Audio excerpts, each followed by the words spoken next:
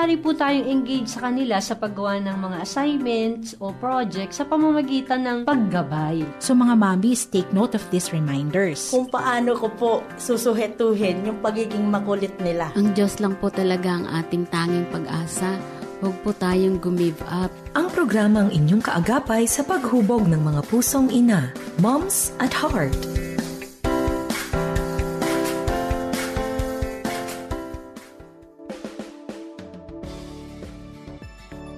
Magandang hapon sa inyong lahat. Welcome sa ating pong programang Moms of Heart. Ako po inyong Mami Bessie Rios, ang palagian yung host kasama dito sa ating pong programa na may kinalaman sa paghubog sa ating pong mga pusong ina. Ang paksain na ating pinag-uusapan nakatuon po sa ating mga seasoned life, no? As a sensational 60s. Okay. Ganda ng ating tuon. At yan nga po ay ating ipapamahagi na nakapaloob sa ating paksain for the month of October. That is something to do with the acts of teaching. At dahil nga po yan ang ating age na pinag-uusapan, experience ang ating pong tutunan. And because of our acts of teaching, we're looking forward na magkaroon po ng passionate learning. Kasama ko, ang lagi kong kasama every fourth or last Saturday, si Ma'am Shitin. Kaya samahan niyo po kami sa iba't ibang mga pamamaraan sa pamamagitan ng 702 DCAS FEBC Radio TV o di kaya naman po sa Moms at Heart na Facebook or 702 DCAS AM1. Very simple, makikinig lamang po, especially if you have your PM radio. At ang lahat na yan made available sa atin pagiging miyembro ng kapisanan ng mga broadcaster ng Pilipinas. Now, Mami Bessie Rios would like to welcome ang akin pong kasama for this time. Hello. Magandang hapon, magandang buhay, pinagpalang buhay sa aking kapatid na lagi kong kasama every month. Ma'am Shitin, how are you?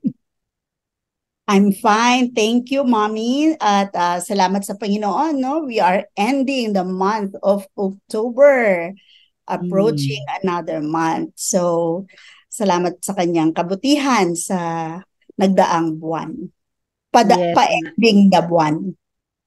Yes, and I'm very sure na marami ka na namang nalakbay at marami ka na namang naabot na mga busy-busyhan, no? Pareho tayong nasa aralin, di ba? I teach, you are student, so madaming mga kung ano-anong requirements, di ba, no? Kumusta ang buhay estudyante? Ang buhay estudyante ay nangangailangan ng maraming time, I realized. Siguro as we get older pala, parang tinitreasure natin yung pag-aaral. Ang sarap magbasa, ang sarap maka-learn ng something new in spite of our age. Revelation. Inspiring yan, sa ating mga kasama kasi ang tutuunan po natin, basta nakita nyo yung kasama kong yan, ang pagtutuunan ay ang mga usapan patungkol sa how are we going to move forward to our aging years. Years. Ayun. Kasi gusto namin po na magkaroon ng iba't ibang bahagi ng pag-uusap na there's no such thing as pag ikaw ay nag-age ay tuldok na. We just have to retire, no? We change our tires, no? Kagaya mo at your age, no? Nearing the senior year ay ngayon ka nag-aaral, imagine. Oo nga. So, ito yung tamang retire. Nagpapalit lang ng gulong. Correct. Oo.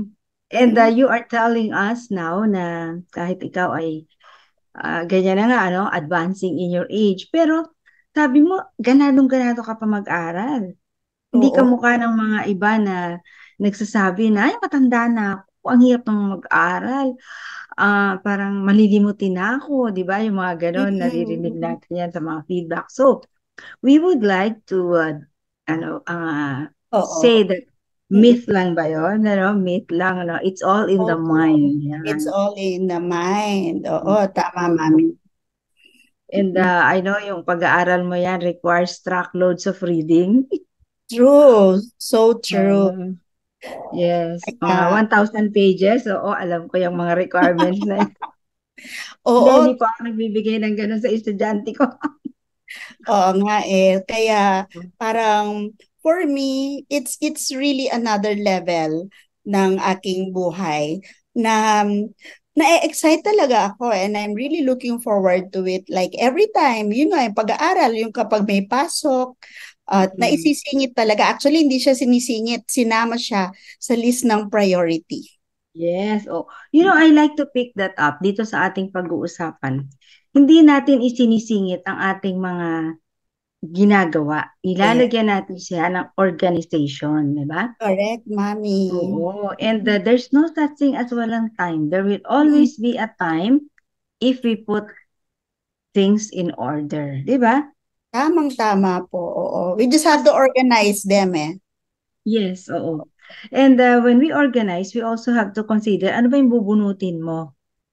Ano yung Oo. binubunot na ito? Yung mga hindi naman productive, di ba? Yung mga Tama. hindi makakabigay sa atin ng mga bagay na, yun, dagdag, no, sa ating ikauunlad. Yan, di ba, no? Ating You know, progress. marami tayo palang ibang ginagawa kung hindi lang natin napapansin, ano? Na Mm-mm. hindi ito pala makabubuti sa atin, no? Mm-mm. Like yun lang, ano, no, di ba, when you're talking to somebody, ang ganda pala dapat i-manage natin yun eh. Hindi yung hanggang, alam na, yung hanggang gustong makipag-usap, wanto sawa, di ba, Ay, naku, no? Mami, tama yan. Tama yan. Kailangan talaga sasabihin natin when it's time to stop. Yes, Kasi parang oo. recently may ganyan kaming experience, no, na may isang kausap, parang engage sa conversation, parang ayaw nang tumigil. Tapos, within the same room, yun naman palang ibang kasama, parang inaantok na. So, kailangan Yes, paano mo babalansihin na tamang oras lang. Kaya dapat din pala, pati yung pagkikipag-usap na mga ganun, may timeline din na siniset. yes, At that's kailangan true. i-follow through yung oras. Correct. And when we talk to people, maganda rin, meron tayong organization at the back of our mind, no? Ano yung sasabihin natin dito sa taong ito? Saan iikot yung ating conversation, no? Kasi pagka hindi ganun, parang sanga-sanga kung saan-saan na Maliligaw napupunta. na, oo. Tama. Yes, yes. And chances are, the longer that we talk, the more mistakes that we will commit. Di ba, no? Parang Oo sobra nga. na sa usapan eh. Mistakes doesn't mean that it's something na talagang erroneous, no? But because ang haba na ng usapan ninyo, ang tagal-tagal nyo nag-uusap, pupunta na kayo sa kung saan-saan ng mga usapin na hindi na dapat pag-uusapan. O, di ba, no? Ayan, Mami, no, yung pinag-uusapan nga natin as we grow in years, as we grow in age, tapos we are already passing on the baton to someone else. And as we pass on the baton, kailangan malilid natin ng tama yung mga sumusunod sa atin. Gusto ko yung awit ni Steve Green, yung oh, may all who come behind us find us faithful. So, sana may makita silang magandang ginawa natin na maaari nilang kapulutan. And parang yung sinasabi ko lang sa iyo madalas, syempre hindi ka naman ganun katandaan sa akin, pero sabi ko, when I grow up, I want to be like you. Kasi gusto ko yung nakikita kong ginagawa mo. So yun, sana ang maging layunin natin, na maging goal natin na we will be able to lead these people who come behind us in doing what is right, as we have done, hopefully, through the guidance of the Lord. Kasi yung mga experiences, Mami, are character building eh, no? Yes, that's true. Consciously ay inilalagay din sa isip natin na this is a teaching moment for them. And it is our role, no, as the mentor, the teacher na kailangan gawin ko to. Medyo mahirap nga para sa yung bata ka or staff is kailangan balikan mo yan. But they will learn. They will surely learn and treasure that learning, di ba, no? Oo. So, from the Sinasabi heart. natin yun. Yes, Mami. Di ba kasi sinasabi nga natin, no pain, No no gain. gain. Oo. Kaya, pag sumikapan. Magmamuscles. Pag nagbubuhat, parang ang sakit bumubuhat, no? Pero yun, magmamuscle ka because of that. Nagiging firm. Oo. yes, magiging firm, no? But then, Oo. yung kapital mo ng buhat at hingal at yun, yung pain, ano? Yan, kailangan Oo. yun. And likewise, dito sa pinag-uusapan natin, no? Oo. Na meron na tayong mga ganyan. Okay. Mm-mm. So, to put an organization sa ating pag-uusapan, ay, at dyan sa sinabi mong pain and no gain, we Mm-mm. focus on the three-letter R's. Three-letter Wow. R's, Mm-mm. okay? These are words, no, na sabi ko nga, from your heart to your Mm. heart. Ayan. Parang Wow. from the heart to the heart. Di ba, no? All Mm-mm. right. The first word, let's start with letter R here, is the word regret. Ayan. Aray. Regrets, no? Oo. Yan. Many or few, parang ganyan, ano. Mm-mm. Yan ba, pagtitimbangin mo, many or few regrets in our life. So, how do we pass something to the heart in relation to this experience of regret, no? Ano ba muna yung regret? Yung regret, Hinayang? sa madaling salita, oo, Sayang? hinayang. O kaya, sayang. Pero alam mo, Mhm. Mami, just to share, no? Kasi nga ako, ilang tulog na lang, 60 na rin ako, no? So, senior moments na. But, I am learning and I have learned from my mother-in-law. Gusto kong ibigay sa kanya yung credit pagdating sa word na regret or regrets. Parang si Mama, she is now 83 years old. Ah, ang narinig ko sa kanya, parang no regrets. Hindi niya masyadong ini-encourage yung pagre-regret. Okay. Kunyari, sayang mama hindi namin nabili yung ganito, yung ganon, no? O kaya sayang mama hindi nakapunta. Ang palaging sinasabi lang sa amin ni mama, yung kapag daw hindi nagawa, hindi nabili, or basta anything that we were not able to do or accomplish or something, no, yung um, it's not meant to be. But of course, I'd like to think na merong iba-iba namang degree yon, no? Yung mga regret na yon. Pero ako naging guiding light ko din yon. Kaya hindi ako masyadong nagdwell sa regret or regrets para hindi rin ako masyadong maging malungkot. Kunyari may mga decision kang ginawa tapos tingin mo mali pala yon. Mali. Um, Mali na siya, but you can always find a way to rectify it. Parang may ganun siya. Siguro positivity lang. Yung gustong ilagay Okay, sa oo. isipan ni Mama sa Yeah, amin. I like what you say, yung pananaw, no? Positivity, Mm-mm. sabi mo nga. Kasi Oo. something, ang regret kasi ay isang bagay na na-desisyonan natin. Mm-mm. Pinili siguro natin kasi we made that decision. Okay, pipiliin ko to, Mm-mm. no? Tapos, Oo. hindi lang sa yung nawala or nagkamali ka, pero it Oo. can also make you realize na, oo nga, no? Parang maganda pala yun. Kaya lang, hindi yun ang nakuha ko. Di ba?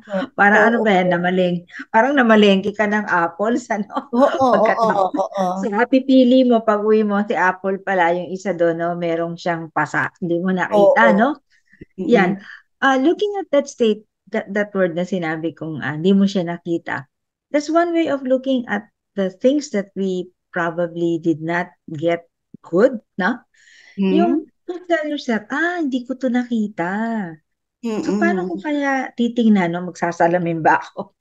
Or aaralin ko, no? Maybe next time.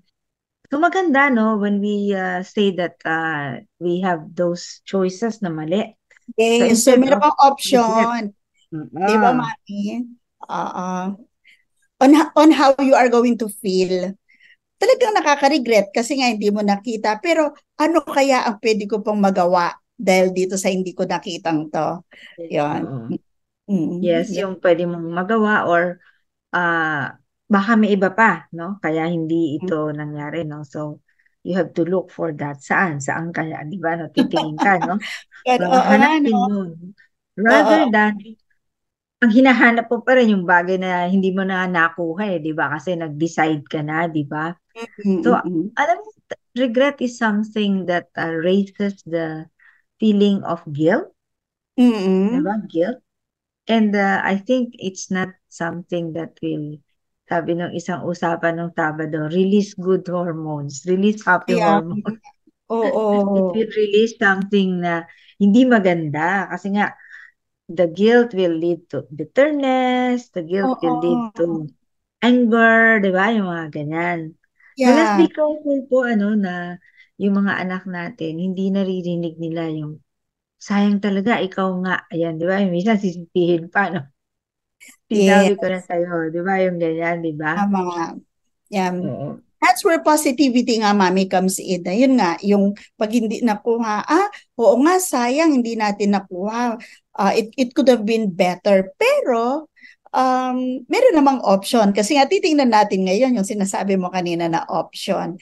And then the children will learn na hindi sila bilanggo ng regret. Kasi there is something that can be done about it. And then, wala nga yung bitterness, wala yung, tapos, yung magiging toxic ka pa sa mga tao sa paligid mo, di ba? Yes. Pag may regret kang Blaming hindi mo naman, imbis na guilt, blaming pala yung napuntahan mo, no? Di ba, no? Opo. Yes, Oo. oo nga. So we need to have good ways to respond dito sa ating mga bagay na nawala, no? Or nagkamali tayo so that yung ating mga regrets ay hindi yun ang magsa-surface, but a new one. Ayan. Kasi we're talking of from the hurt to the heart. Ayan. So the heart matter here is very important in terms of preserving, yung laman ng puso natin, even though we have that what we call hurt, which is yun nga, regret. And then another thing also dun sa regret na yan is sometimes alam mo na yung masyadong na-label yung pagkakamali na yon. So merong tendency sometimes na wag na lang mag-try. Hindi ko alam parang gano'n, no? Parang I always do mistakes, no? That's also one way ng hindi magandang pagtanaw sa regret na tinatawag natin. Yan, di ba, no? Oo. Kasi nabilanggo ka na ng thought na yon na wala namang good that came out of it, yung gano'n, no? So, wag na nga lang, sabi nyo nga, wag na mag-try. And all the more that you will regret. Because, sabi nga, the only thing that will not make you succeed is when you do not try. So, paano ka magre-regret kung hindi mo tinry? Malalaman mo ba, magsasucceed ka pa ba or not kung hindi mo, if you have not given it a try. So, by doing that, hindi ka rin makaka-overcome, no? Oo, move Kasi on. you will always be in a box, no? Thinking that ito yan lagi, which is hindi yan maganda.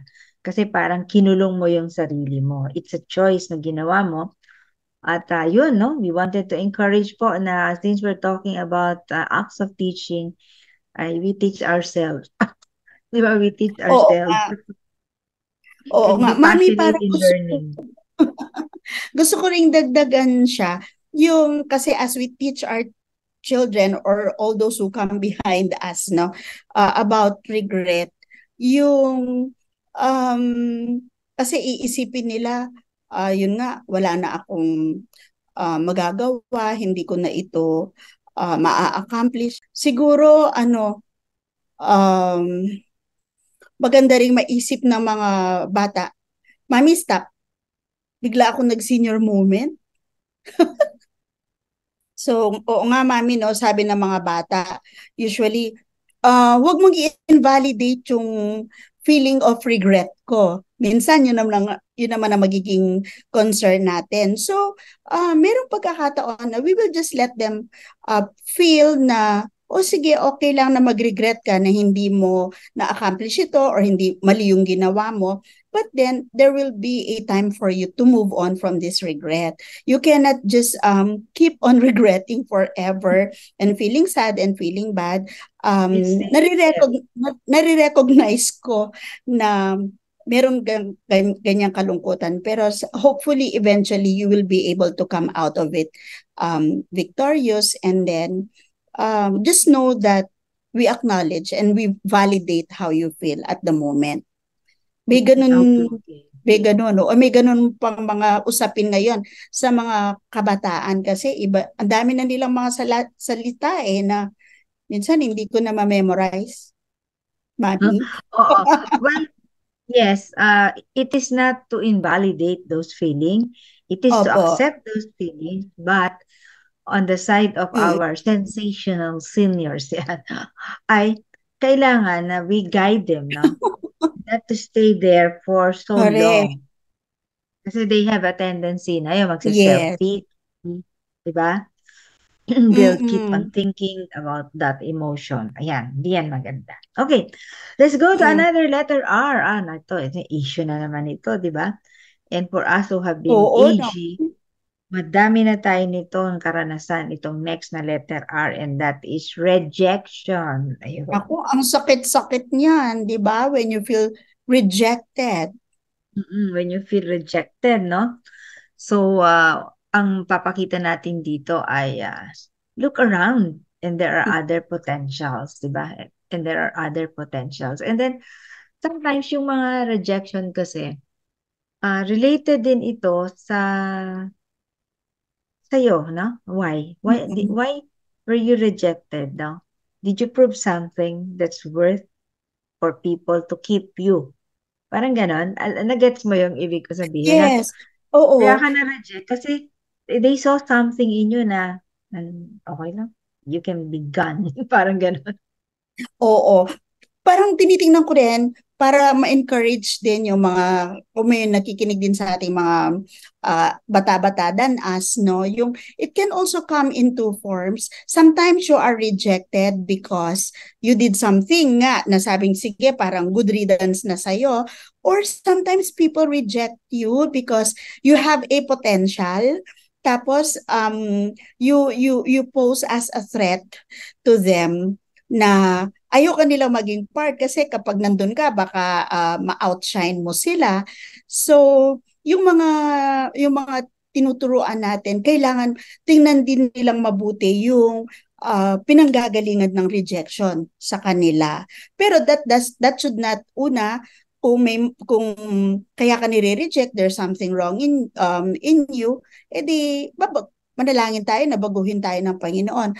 Kung sa tingin mo naman, wala naman akong ginagawang masama, parang okay naman ako, pero bakit parang ayaw nila akong kasama, isipin mo din, baka um, that would make you a little proud naman kung isipin mong because I'm better than them. So, kailangan maging balance at maging mabuti yung pananaw natin sa rejection.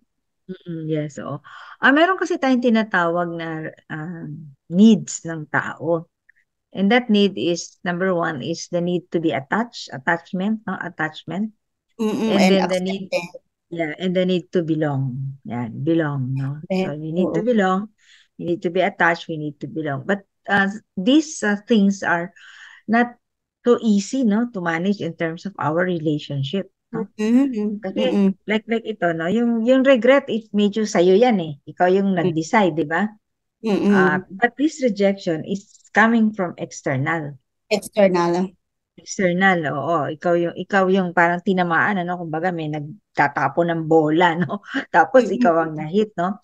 And alam niyo po, no, sa ating mga kasama, it's very important that we teach our children this response, no? Para sa rejection, no? Naalala ko, nakikipag-usap ako dun sa aking 10 years old na apo, babae Mm-mm. to. Tapos sabi Mm-mm. niya sa akin, kinukwento niya sa akin na meron silang group project ng mga grade 5 siya. So, siya Mm-mm. lang daw ang babae doon sa grupo, everybody, mga lalaki, no? Siyempre, di ba, mga bata, pag nagkasama-sama, mga lalaki, no? So, she was bullied, no? Na meron silang ginagawa, so kanya-kanya sila ng ginagawa, group work, eh. And then, mamaya, ang award niya, they mess with my work, sabi niya ganyan. So, kumbaga yung ginagawa niya, nagkaroon doon mga spill na kung ano-anong pintura or whatever. And then, you know what? Sabi niya, I try to contain my emotion. Ba, maganda. Wow. Mm. I felt angry, sabi niya ganyan. So, nagagalit siya. So, that's one response, no? When you are Response. rejected, no? Kasi nakita na nga daw niya na yung mga puro lalaki yung kasama niya na pinagkakaisahan siya.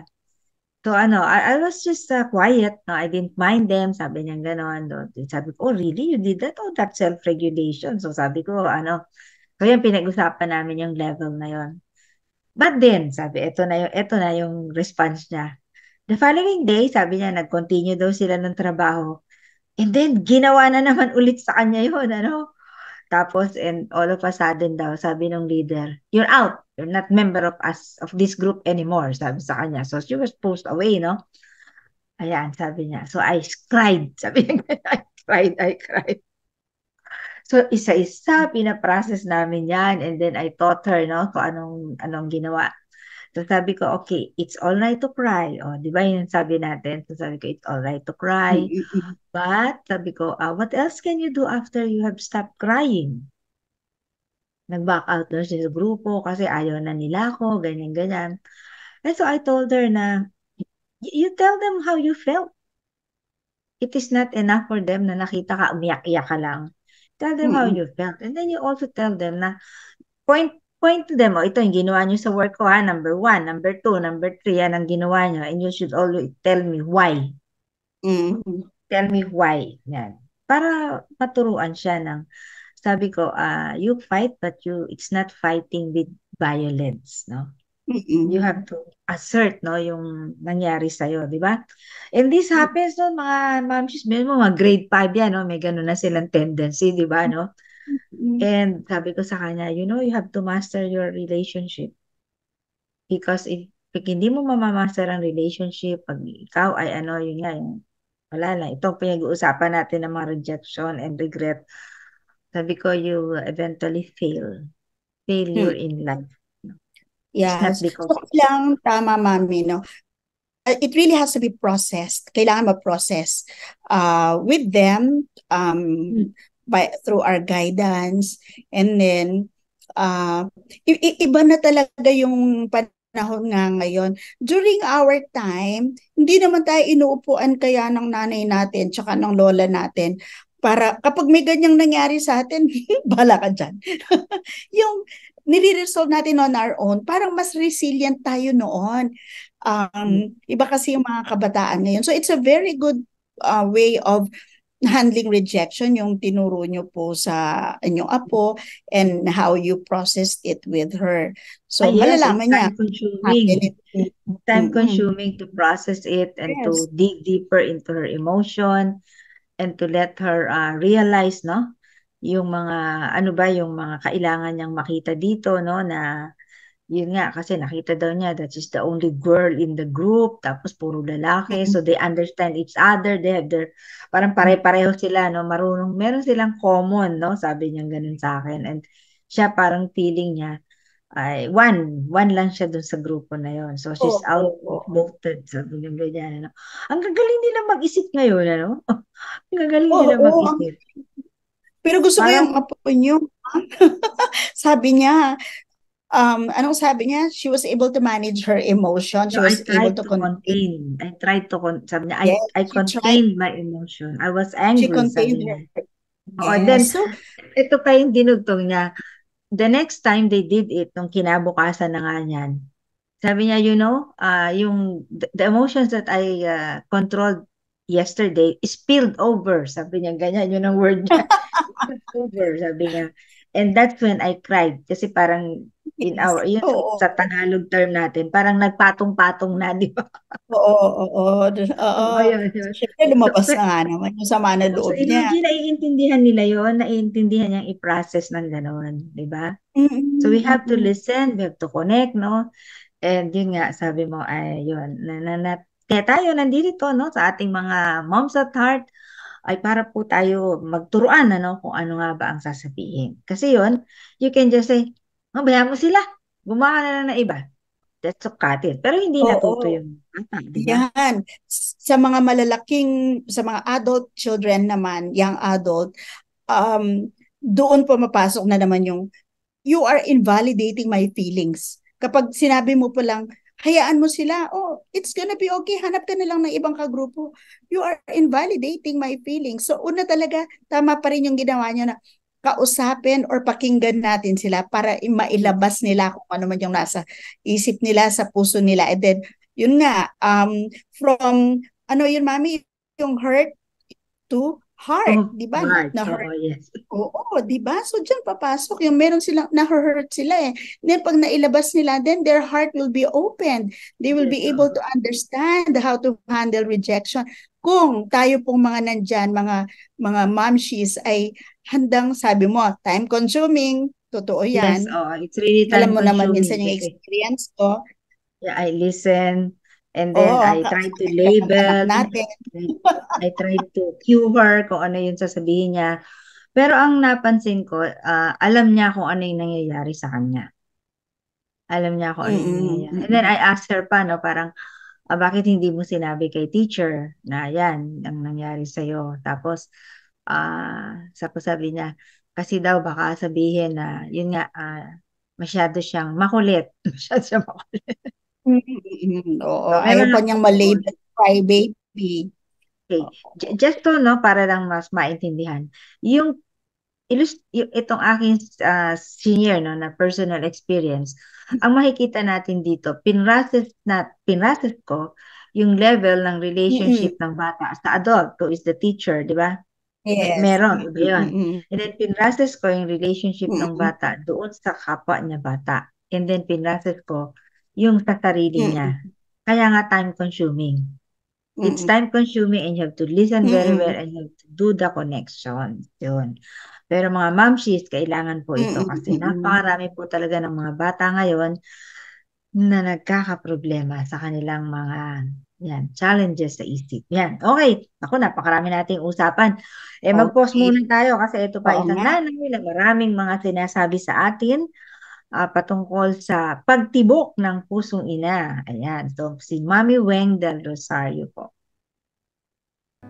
Muli ang aking pagpupugay sa mga bagong bayani ng ating bayan, ang mga butihing guro. Nasaksihan ko sa aking kapatid na guro na si Teacher Marilyn ang kanyang passion sa pagtuturo. Noon ay na-assign siya sa bundok at medyo may kalayuan sa aming baryo. Nilalakad ito kasama ang ibang kapwa guro. Minsan ay binisita ko siya kasama ang aming kapatid na lalaki na ngayon ay guro na rin na si Teacher Eric. Doon ko lalong napatunayan ang kanyang dedikasyon upang maturuan ang mga bata sapagkat medyo malayong lakarin nga ang lugar at nakakapagod po talaga. Minsan lumuwas siya ng Maynila. Nagtaka ako kung bakit ang dami niyang biniling gamit pang eskwela. Wala naman siyang pinag-aaral ng mga panahong iyon. Yun pala ay para sa kanyang mga estudyante. Ang karamihan daw kasi ay hindi pumapasok dahil walang gamit. At hindi lang po dyan nagtatapos. Kapag lumiliban ang mga estudyante nila, ay binibisita niya kasama ang kapwa guro niya na si Teacher Ethel. At doon nalalaman nila ang kwento sa kabila ng pagliban ng mga bata. Hindi daw makapasok dahil wala silang makain. Isang malaking hamon sa mga guro ang kalagayan sa buhay ng mga estudyante. Hindi po ito usapin lang na matuto sila sa academic, kundi pati mahubog sila ng tama para sa kanilang kinabukasan. Kaya nga po mga momshies, ang pag-aaral ng ating mga bata ay partnership ng guro at nating mga magulang. Hindi po ba't masarap isipin na sa hikahos na pamumuhay ay makapagpapatapos tayo ng anak at darating ang panahon na magiging matagumpay sila. Kaya i-encourage po natin ang ating mga bata tungkol sa magandang pangarap upang magkaroon ng passion sa kanilang pag-aaral. Kapag mahal mo ang iyong ginagawa, hindi mo mararamdaman na nagtatrabaho ka dahil nag-i-enjoy kang gawin ito. Kaya maging masigasig po tayong matuto kung paano naman matututo ang ating mga anak. Naway patuloy na magkaroon ng maayos na tibok ang pusong ina para sa ating Panginoon. Mami Weng po para sa Heartbeat. Yan, maraming salamat sa iyo, Mami Weng. At ayan, i-announce ko na po, no? Dahil napagkasunduan na at nakipag-meeting na po ako sa Komisyon sa Wikang Filipino. Ayan. So magkakaroon po tayo ng aklat, no? Ito pong mga pampatibok sa pusong ina na yan ay isa sa aklat po. Ayan. Ang mapapublish ay itong si Komisyon sa Wikang Filipino. Ayun, no? Nakakatuwa, di ba? So, abang-abangan Exciting. niyo po yan. By next year, nag-uusap kami ng commission kung um, May, because that's the Mother's Month, or ito ay sa March, kasi Women's Month. Ayan. Pero Yes. maganda doon, they will do all the publishing and the editing and whatever. Basta kami ay Mm-mm. magsusulat. Yun. Itong mga Okay. pinag-uusapan na ito. Galing. So, that's one favor sa atin pong heartbeat. Ayan. And ayan, pagpapatuloy na po namin ni Ma'am Shi. Ang aming usapan kung saan po nakatuon ito dito nga sa ating pong mga umiidad, no? Kasi nais po nating bigyang daan and to highlight that we are the seasoned, no? Generation to be able to put Yes. seasoning, no? Dito sa ating mga kabataan, no? Diba? Mm. There is wisdom in gray hair. Gray hair. Yes, that's true. There is wisdom in gray hair. Okay. So, meron po kaming pinag-uusapan na nakatuon sa mga hurts, but this hurts will be able to transcend to our heart. Ayan. Yes. Put into our heart. So, meaning we learn. Meaning, wala tayong bitterness, meaning hindi tayo nagkaroon ng mga negative, ayan, na mga kaisipan, even though we had those hurts. And that is what we wanted to teach. Our actions of teaching is through experience. Ayan, di ba, no? The best teacher, but very costly. Costly. It's very costly. Yan. And then, naisip ko lang na before we go to sa last natin na letter R, is third R. we have to earn the respect. Another letter R din kasi yun, kaya ako bigla naisip. We have to earn the respect of this next generation. Diba? They have to look at us, no? As a person in authority, as a person na gusto nilang gayahin, di ba, no? Kasi kung hindi, wala pong bearing, no? Walang lasa yung mga sasabihin natin. Walang lasa yun, Correct, no? Mami. Oo. Mami, iniisip ko yung sinasabi mo na we have to earn the respect of this generation. Parang if we are going to liken it sa isang corporation o sa isang kung anumang produkto, yung meron kang track record na maganda. Yes, So dahil may track record ka, yun, no, yun yung mga hinahanap natin. Kailangan maganda yung track record niyan, merong magandang ginawa. So para children can look up to, or young people, or even those who come behind us, look up to us. Actually, if we go through researches and some other articles about itong pagpasa na ito sa ating susunod na henerasyon, isa na kanilang trait, no, character nila ay yung inuuri nila ang mga bagay-bagay, no? Inuuri nila, nanonood sila, nag-observe sila, and if they see a mismatch, no, yung halimbawa, sinabi mo to, tapos ang tingin sa'yo, hindi mo naman ginagawa yan eh. Diba? Marunong sila ng ganon. Is what you preach. Oo. Yes. Marunong sila nito. And so, we need to show them by action. We need to show them pag sinabi natin na this is how things must be done, ganon. Kasi alam nila kung saan sila puposisyon eh. At alam nila kung saan ka rin nakaposisyon. No? Ganyan ang mga ating kabataan ngayon. Tama. They're not like us before na. Matatalino nga eh. You obey before complaining. Ngayon, hindi. It's not complaining. But it is prove to me that you are worth to be obeyed. Ganun na. Ibang level pala. Prove to me that you are worth to be obeyed. Yan, di ba, no? Ang galing ng isip nila. Okay, so, isang letter R pala yung dinagdag natin.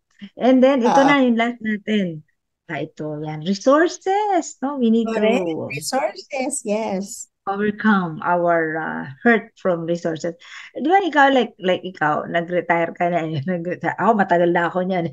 Na ako, 30 years old pa ako eh. Kumbaga, ang dami ng mga natutunan ko dyan sa resources na yan. It's God who provides.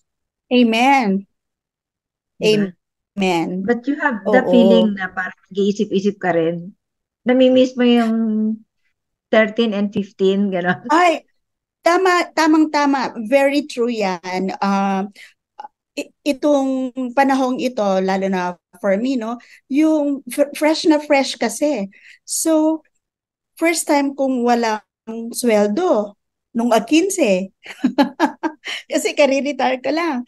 Tapos naisip ko malapit na naman yung katapusan. Wala pa rin akong sweldo. So somehow iniisip ko, sabi ko, I really like retirement. It was really the God's appointed time for me to retire.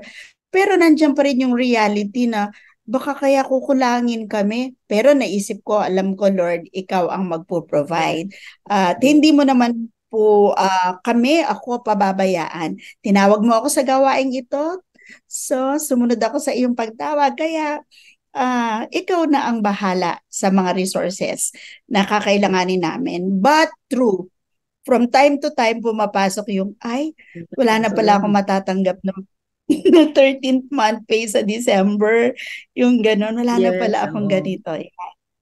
Yeah, but yun nga, speaking from my experience, it will come. Parang ngayon ako ang sawag ko, oh Lord, this is reaping time, no? Kasi sa dami ng mga naitanim, no? Pa 40 years na ako by next year, no? I started 1984 sa ganitong faith walk, no? And never did I remember that the Lord faltered, no? Hindi, lagi siyang meron.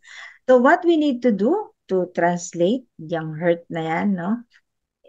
Una, let's not look around and compare, no? Kasi pag nag-look around and compare tayo, it's either we look down or we look up, di ba? Na, ganito.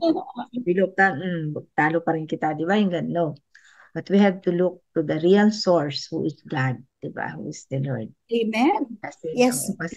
He's the only one, he'll be the one to make ways, no? Ako, surprisingly, parang 2 years ago, no, nung nalok ako ng isang work, no, with yung regular na salary na sinasabi mo yan, ako yung natatawa. But of course, it is still in a Christian setting. Pero at that age, naaalokin ka ng ganong work, di ba? With a very nice working condition na work from home pa lahat ang aming arrangement, di ba? But then, yun. So, I have my 30 and the 15 na natatawa ako kasi matagal, hindi ko yan dati, matagal na.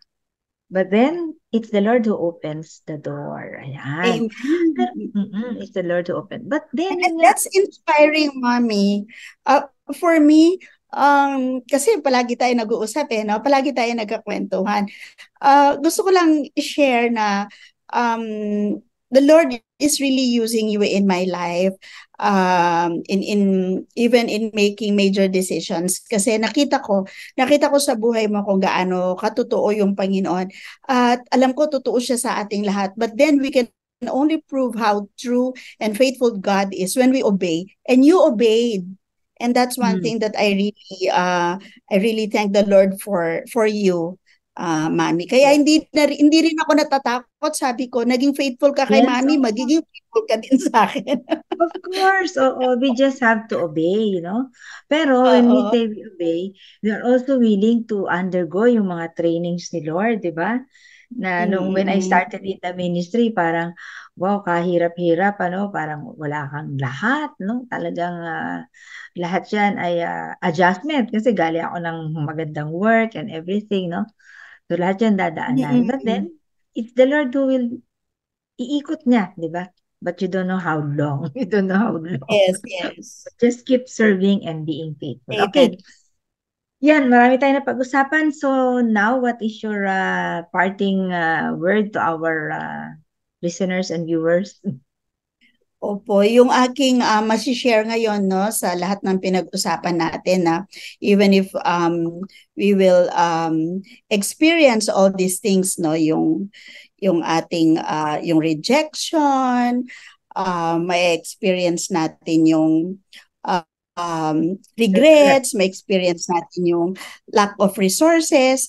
As we grow older and as we grow in the Lord, gusto kong ibahagi lang po yung Psalm 37 verse 25. Ito yung pinahahawakan ko kasi alam ko matanda na rin ako So sabi nga po ni Haring David nung sinulat niya to, I was young and now I am old. Yet I have never seen the righteous forsaken or their children begging bread. So the Lord will not forsake us in our old age, and even our children will not beg bread as long as we remain to be faithful and righteous before the Lord. So yun Yes. po. So there is a promise, but in that promise, there is a condition. Yan, Yes. you remain faithful, okay? At yung faithfulness natin, dahil binigyan din tayo ni Lord ng grace. Yan, by Amen. His mercy. Okay, so maraming salamat sa iyo, Ma'am Shitin, sa lagi mong pagsama. Bye-bye! Bye po. Yan na naman po ang ating pagtatapos sa ating mga huntahan ng mga bagay-bagay na may kinalaman sa pagpasa nga po sa susunod na henerasyon. All because ang tuon natin ay mga second lives, no? At mga bagay-bagay na may kinalaman po sa pagtuturo using our experiences as acts of teaching. At because of that ay magkakaroon ng passionate learning. Pero hindi po tayo magtatapos kung wala po tayong isang closing prayer. Kaya all the way from Praying Moms at Heart, Cavite chapter ay pangungunahan po tayo ni Mamshi Mitch Fernandez. Hi everyone, this is Ma'am Mitch. Please join me in prayer. Let us pray. Heavenly Father, we thank you, Lord. Thank you for this wonderful day that you have given to us. Thank you for the privilege and for the freedom that we have to come to you in prayer. Father, I pray for all the moms who is listening right now. Please give us strength and good health so that we can serve our family more. May you give us wisdom as we fulfill our duties as a mother and as a wife, and may you use us as a vessel of hope and a channel of blessing for our family and for all the people around us. We entrust to you our life, and may we find favor in your eyes. We give you back all the glory and all the honor. In the name of our Lord Jesus Christ, Amen and Amen. Have a nice day! Maraming salamat sa iyo, Ma'am Mitch, sa iyong pangunguna sa atin sa closing prayer. At ngayon nga po, ang inyong Mami Bessie Rios ay nagpapasalamat sa inyong lahat na sa atin ay sumama. Kayo po ba ay nag-view or nakinig sa atin pong mga iba't ibang pamamaraan, 702 DCAS FEBC Radio TV, sa ating Facebook ng Moms at Heart, or very simple, lalo na nga po kung kayo ay merong TM Radio, no? Very convenient, nadadala-dala lang po, lalo na dyan sa mga iba't ibang lugar na wala po tayong connection at bit-bit, ano? Kahit ano ating ginagawa ay dala-dala natin ang PF Radio. All because tayo nga po ay miyembro ng ating pong kapisanan ng mga broadcaster ng Pilipinas. Ang inyong Mami Bessie Rios po ay nag-iiwan sa ating lahat ng isang maganda, masaya at nag-uumapaw na pagpapala sa ating pong hapon.